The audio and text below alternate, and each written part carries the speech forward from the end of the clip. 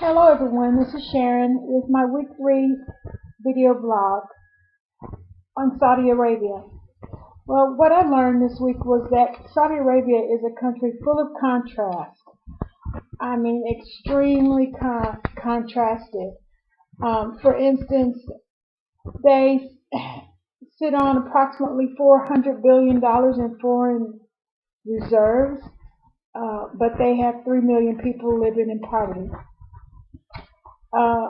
Of the country, 80% of the land is desert, but they produce a fourth of the world's oil reserves. So they have rich reserves under all that desert. Another contrast was that I found that they're a country that is closed for the most part.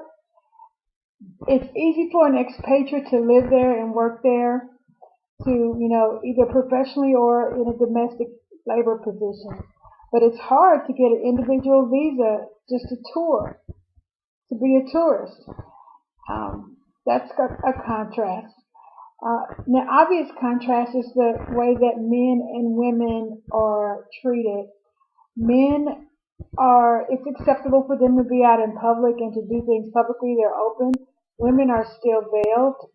The Saudi women still are veiled, and they basically just run the house. They rule inside, and the men rule outside. There's like I said, a large contrast with poverty. They have over approximately 7,000 princes in the royal family, and they get stipends every month, up to some as much as $250,000 a month.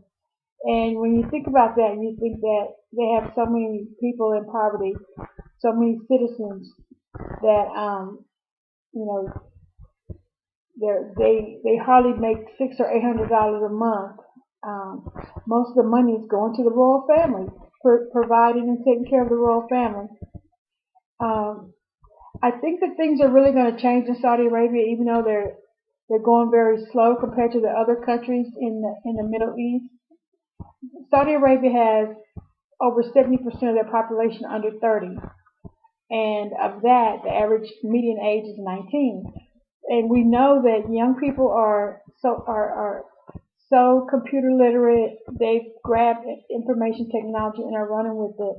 And I think that it's a matter of time before their discontent erupts, and Saudi Arabia will have to look at changing from an absolute monarchy to another form of government, more democratic. I think they would do well to follow the lead of Great Britain and become a constitutional monarchy, and to take steps to get that in place.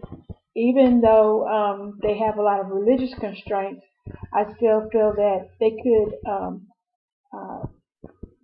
could survive by being more open and accountable, and having a judiciary system and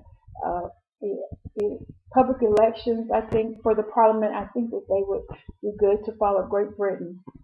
Like I said, I think Saudi Arabia is a country of contrast. That's what I got out of it. There were so many things I wanted to find out. It was hard for me to just,